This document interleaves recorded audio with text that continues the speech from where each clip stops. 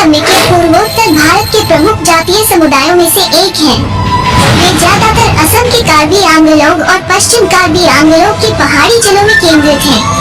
कार्बी शब्द की उत्पत्ति अज्ञात है। ऐतिहासिक रूप से और वंश के आधार पर वे खुद को रेत कहते थे और अन्य लोग उन्हें कार्बी कहते हैं। मिके शब्द अब अपमानजनक माना जाता है। जिलों को भारत के संविधान की 6ठी अनुसूची के प्रावधानों के अनुसार प्रशासित किया जाता है, जिन्हें 17 नवंबर 1951 को स्वायत्तता प्रदान की गई थी।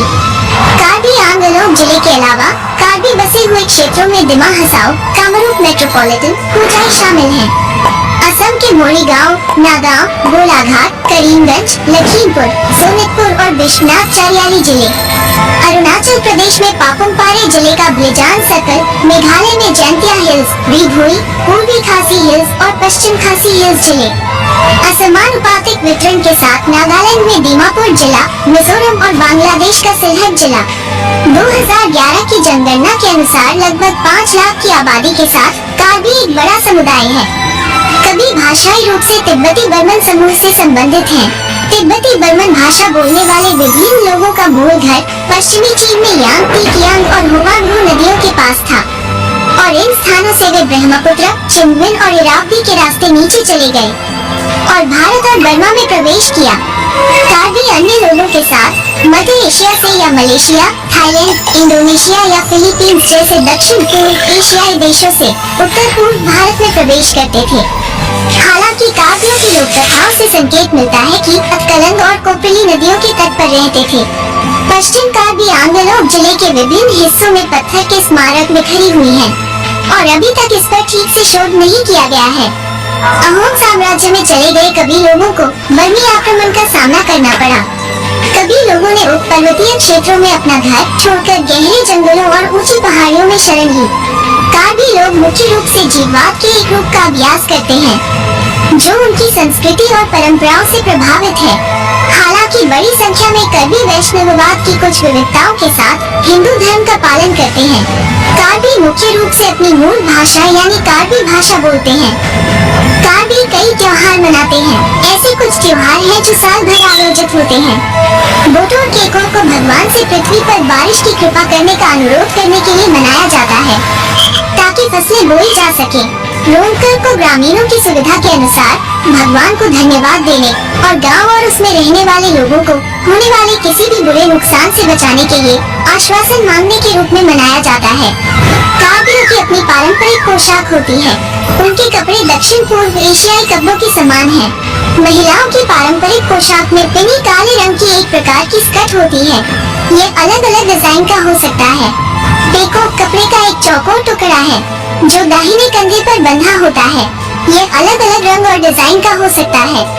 वांगकोक एक बैट है जिसका उपयोग पिनी को कमर पर कसकर बांधने के लिए किया जाता है।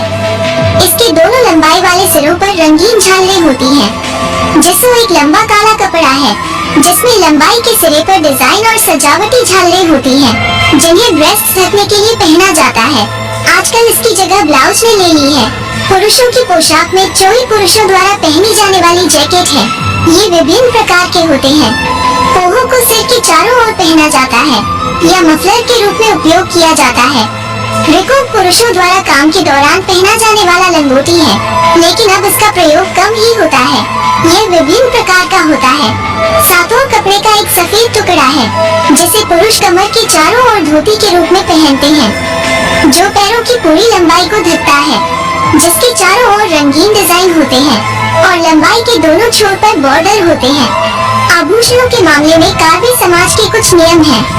आभूषण का एक विशिष्ट टुकड़ा जिसे कार्बी महिलाएं अपनी गर्दन के चारों ओर चांदी से पहनती हैं, जिसे लेक कहते हैं। लेक सिक्कों और रंगीन मोतियों से भी बनाए जाते हैं। पुरुष भी लेक्स पहनते हैं। इनमें से कई आभूषण दुर्भाग्य से अब आमतौर पर नहीं पाए जाते हैं। किसी भी अन्य समुदाय की महिलाओं की तरह कार्बी महिलाएं भी कंगन पहनती हैं, जिन्हें रोई कहा जाता है। विभिन्न प्रकार की रोइयां उपयोग में हैं। महिलाएं अपने कानों को सजाने के लिए जो आभूषण पहनती हैं, उन्हें नोथिंगती कहा जाता है। जनजाति के पुरुष भी कान के आभूषण पहनते हैं। इन्हें नोरिक कहा जाता है, जो सोने या चांदी से बने होते हैं। कार्बिस जो अंगूठियां पहनते हैं, उन्हें अरनान कहा जाता है। कार्बी पुजारी केवल तांबे से बने अर्नन पहनते हैं। परंपरागत रूप से कार्बी महिला की एक विशिष्ट विशेषता उसके चेहरे का टैटू था, जो माथे से लेकर थोड़ी तक नील रंग से रंगा हुआ था। पहाड़ी इलाकों में रहने वाले कार्बी पारंपरिक रूप से झूम खेती करते हैं, जबकि मैदानी इलाकों में रहने वाले लोग कृषि और पशुधन पालन से अपनी आजीविका कमाते हैं।